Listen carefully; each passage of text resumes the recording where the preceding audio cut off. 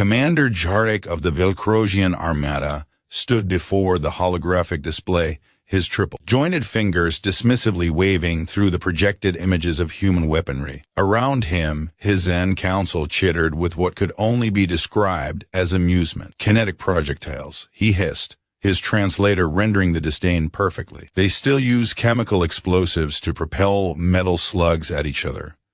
How delightfully primitive. His intelligence officer, a younger Velkrosian named Teshal, highlighted another display. The humans call these nuclear weapons their ultimate deterrent. Crude fission devices that irradiate their own planets. They actually tested these weapons on their homeworld. The council chamber erupted in clicking laughter. The Velkrosians had mastered clean plasma lances 3,000 years ago. The Horthax coalition wielded graviton disruptors. Even the youngest species in the galactic assembly had moved beyond such barbaric technology centuries before achieving spaceflight. They're from a high-gravity death world, Teshal continued, but their weapons technology is at least 2 centuries behind standard. Their largest warships barely qualify as destroyers by our classification. Zhar'ek's mandibles spread in what his species considered a smile. Earth and its 12 colony worlds stood between the Velkrosian Armada and the resource-rich Perseus Arm. For 3 standard months, the humans had refused to grant passage rights. Now, the Armada would simply take what they wanted. Send the Vanguard fleet, Zhar'ek ordered. 50 dreadnoughts should be more than sufficient to handle their entire home fleet. Let's show these primitives what real warfare looks like. 3 days later, Admiral Sarah Chen stood on the bridge of the Unna's Indomitable, humanity's flagship, watching her tactical display with the cold calculation of someone who'd spent 30 years studying every battle humanity had ever fought. The Velkrosian Vanguard had just dropped out of faster-than-light travel at the edge of the Sol system. 50 dreadnoughts. Each one outmassed her entire battle group by a factor of 3. Their plasma lances could cut through standard armor like scissors through paper. Intelligence suggested their shields could absorb gigajoules of directed energy without faltering. All ships report ready, Admiral, her executive officer reported. The trap is set. Chen nodded slowly. Then let's give them a history lesson. Commence Operation Thin Man. The Velkrosian Vanguard advanced confidently, their formation a textbook example of overwhelming force doctrine. They expected the human fleet to either flee or attempt a desperate frontal assault. They got neither. From the asteroid belt, one of humanity's hidden railgun platforms fired first, not at the ships, but at the space around them. Thousands of magnetic chaff clusters deployed, each one designed specifically from stolen Velkrosian shield technology specs. Their shields flickered, compensating for the electromagnetic interference.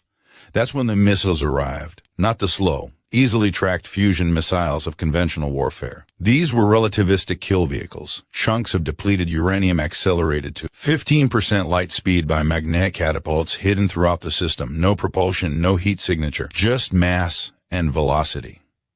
The first 3 Velkrosian dreadnoughts died before their crews understood what had happened. Kinetic energy converted to heat so rapidly that the ships didn't explode. They vaporized. The shockwaves from the impacts damaged 5 more vessels. What sorcery is this? Zhar'ek roared, his confidence cracking as the reports flooded in. Kinetic weapons cannot achieve such velocities, but they could, and they had. Humans had simply applied their nuclear technology differently. Pulse detonation acceleration, the same principle behind their crude bombs refined into something devastating.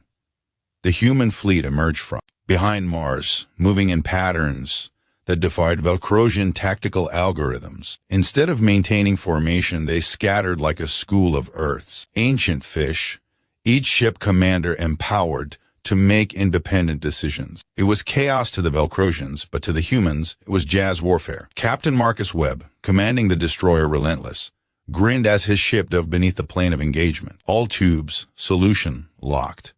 Give them a broadside they'll write home about. His missiles were simple. Chemical rockets with nuclear-pumped X-ray laser warheads. Primitive. Certainly effective. The Velkrosian cruiser that took 12 simultaneous hits found out as its shields collapsed and its hull began to glow red. But the real surprise came from something the Velkrosians hadn't even considered a weapon. Humans had weaponized their cyber warfare. Every Velkrosian ship ran on quantum computer systems, beautiful and efficient. Also, every single one was connected through their command network for coordinated operations. The human AI, codenamed Prometheus, had been designed by people who understood that the best weapon was often the enemy's own. Within 90 seconds of initial contact, Prometheus had infiltrated 70% of the Velkrosian fleet network. It didn't take control. That would be too obvious. Instead, it introduced tiny errors into targeting solutions. A decimal point here, a miscalculation there. Velkrosian ships began firing on each other. Their automated point defense systems targeted friendly fighters as threats. Chaos rippled through their formation. "This is impossible," Teschel shouted. "Our quantum encryption is theoretically unbreakable." "Theoretically," came a human voice over the command channel, speaking perfect Velkrosian. "But you folks forgot something important about theory. It doesn't account for someone desperate enough to try every impossible solution until one works. Admiral Chen sends her regards." Zhar'ek watched his perfect Vanguard fleet disintegrate. 30 ships destroyed or disabled in 15 minutes. But he was a veteran commander. He rallied his remaining forces, formed a defensive sphere, and prepared to show these humans what concentrated plasma fire could accomplish. That's when he detected the second wave of human missiles, larger, slower, following ballistic trajectories that suggested no, they wouldn't. "Admiral Chen is hailing us," his communications officer reported, voice trembling. Zhar'ek accepted. The human female appeared on his screen, her face carved from stone. Behind her, he could see the diverse crew of her ship, humans of different genetic variations working in perfect coordination. How did such a divided species fight so unitedly? "Commander Zhar'ek," Chen said calmly, "you're currently tracking 47 nuclear weapons approaching your fleet. Not the clean plasma you prefer. Dirty, nasty fission designs. Each one generates an electromagnetic pulse that will fry every unshielded system for 100 kilometers. The radiation will make your ships uninhabitable for decades. And yes, they're crude. They're also unavoidable at your current position." She leaned forward. "But I'm going to give you what your arrogance didn't grant us.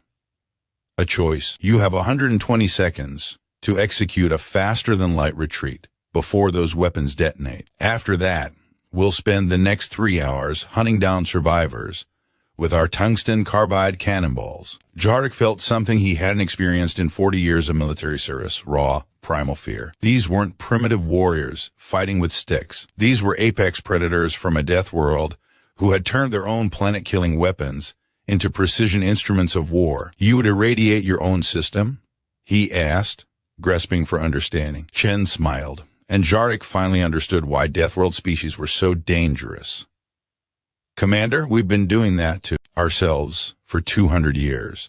What's a little more radiation between enemies?" The Velkrosian fleet jumped to faster-than-light travel with 90 seconds to spare. The nuclear weapons detonated on schedule, creating a fireworks display visible from Earth with the naked eye. 6 weeks later, the Galactic Assembly convened an emergency session. Commander Zhar'ek, stripped of rank, but kept alive as a witness, testified before the Council of Elder Species. "They are not primitive," he said, his voice carrying across the chamber. "They are experienced. Every weapon we discarded as obsolete, they have mastered. Every tactic we dismissed as crude, they have perfected. They fight with the desperation of a species that has survived 6 extinction events on their own world. They weaponize everything, including their own willingness to die." The Horthax ambassador clicked his mandibles thoughtfully. "And these nuclear weapons, you said they terrified you. Why?" Zhar'ek's expression was haunted. "Because they used them as a mercy. Those weapons were their de-escalation option. Admiral Chen told me, just before we retreated, what they had prepared if we refused their offer. Antimatter charges hidden throughout our projected flight path, relativistic projectiles that would have pursued us into faster-than-light travel. And worst of all, hunter-killer drones with human neural patterns, programmed to think like their most creative warriors." He looked around the assembly. "They evolved in a crucible of competition where everything tried to kill them. They developed nuclear weapons and used them on themselves, twice, just to understand what they did. They turned their own atmosphere into a weapon when they needed to. And now they've brought all that evolutionary creativity to the stars." The assembly hall was silent. "The question isn't whether we can defeat them," Zhar'ek continued. "It's whether we can afford to make them think we need to be defeated. Because I promise you, representatives of the Galactic Assembly, These humans will use every weapon they have, and they will invent new ones while you're shooting at them. They don't fight to win. They fight to ensure their enemy can never threaten them again. Back on Earth, Admiral Chen sat in her garden, watching her granddaughter play. The commendation ceremony had been yesterday. Today was for remembering the 93 crew members who hadn't come home. Her communicator chimed. Priority 1. She accepted. Admiral Chen, this is Assembly Representative Korth 9. The Galactic Assembly has voted unanimously. Humanity is granted full membership status and all rights thereto. Additionally, the Velkrosian Armada has formally surrendered and agreed to reparation. The Assembly wishes to extend apologies for not understanding the situation correctly. Chen allowed herself a small smile. Tell the Assembly we accept with one condition. Any species that wants to understand human weapons doesn't need to fear them. They just need to understand one thing about us. And what is that, Admiral? We're the species that looked at the most destructive force we could create and named it after the process that powers stars. We're the species that split atoms for peace and war. We're humans. We don't have the luxury of fighting fair, so we fight smart. And we never ever stop learning how to survive. She ended the call and returned to watching her granddaughter. Somewhere above, humanity's defense platforms maintained their silent vigil. Railguns loaded, nuclear missiles ready, and emitter charges armed. Not because humans wanted war, but because they'd learned long ago that the best way to avoid it was to make the cost of starting one absolutely clear. The weapon humans called nuclear had terrified the galaxy, but it wasn't the weapon itself that caused the fear. It was the realization that humanity had 1,000 more just like it, and the creativity to use every single one in ways no one else had imagined. That was the real human superweapon. Not the bombs, not the bullets, not the radiation or the railguns. It was the simple, terrifying fact that humanity never stopped thinking of new ways to win. And in a galaxy full of species that had forgotten how to innovate in warfare, that made humans the most dangerous predators among the stars.